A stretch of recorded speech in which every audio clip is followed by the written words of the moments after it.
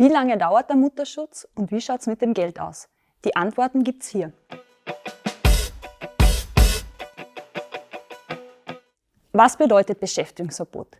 Beschäftigungsverbot wird in der Praxis häufig auch als Mutterschutz bezeichnet. In den meisten Fällen beginnt das Beschäftigungsverbot 8 Wochen vor dem errechneten Geburtstermin und dauert auch in den meisten Fällen bis 8 Wochen nach dem tatsächlichen Geburtstermin. In Fällen wie beispielsweise einem Kaiserschnitt, einer Frühgeburt oder einer Mehrlingsgeburt dauert das Beschäftigungsverbot bis 12 Wochen nach dem tatsächlichen Geburtstermin. Während der Dauer des Beschäftigungsverbotes haben Sie Anspruch auf Wochengeld. Sprich, das ist das Geld, was Sie in dieser Zeit bezahlt bekommen. Das Geld kriegen Sie aber nicht von Ihrem Arbeitgeber bezahlt, sondern es wird von Ihrem Sozialversicherungsträger ausbezahlt. In der Regel wird das die österreichische Gesundheitskasse sein.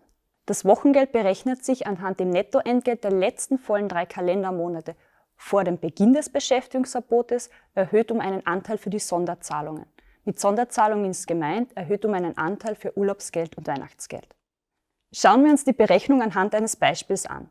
Gehen wir davon aus, Ihr errechnete Geburtstermin ist der 10. Mai. Dann würde Ihr Beschäftigungsverbot am 15. März beginnen. Relevant ist für die Berechnung des Wochengeldtagsatzes, denn hier berechnen wir uns einen Tagsatz, was Sie die letzten vollen 3 Kalendermonate vor dem 15. März verdient haben. Das heißt, die letzten vollen 3 Kalendermonate sind Februar, Jänner und Dezember. Gehen wir davon aus, Sie verdienen 2.000 Euro netto im Monat. Dann hätten wir in diesem Betrachtungszeitraum ein Nettoentgelt von 6.000 Euro. Das würden wir dann um 17% erhöhen, sprich wir rechnen 6.000 mal 1,17, weil mit den 17% sind alle Quote, Urlaubsgeld und Weihnachtsgeld abgegolten. Für die Berechnung des Wochengeldes wird ein Tagsatz herangezogen. Was bedeutet das umgelegt auf unser Beispiel?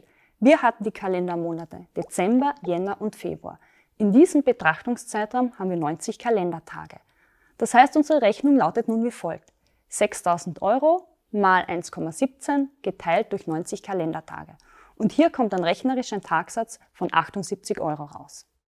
Ausbezahlt wird das Wochengeld im Nachhinein für 28 Kalendertage. Woher weiß die österreichische Gesundheitskasse überhaupt, wie sie ihr Wochengeld berechnen soll? Das geht dadurch, dass Ihr Arbeitgeber eine sogenannte Arbeits- und Entgeltbestätigung für das Wochengeld ausstellt und an die österreichische Gesundheitskasse übermittelt, die in weiterer Folge Ihr Wochengeld berechnet. Wichtig zu wissen ist, ab Bekanntgabe der Schwangerschaft dürfen Sie keine Überstunden mehr machen. Aber Sie wissen auch alle, Überstunden in der Praxis bedeuten Cash, sprich Geld. Damit Sie während dem Beschäftigungsverbot durch das Wochengeld nichts verlieren, sind regelmäßig geleistet und ausbezahlte Überstunden für die Berechnung des Wochengeldes heranzuziehen. Achtung! Beschäftigungsverbot enthält ja schon das Wort Verbot.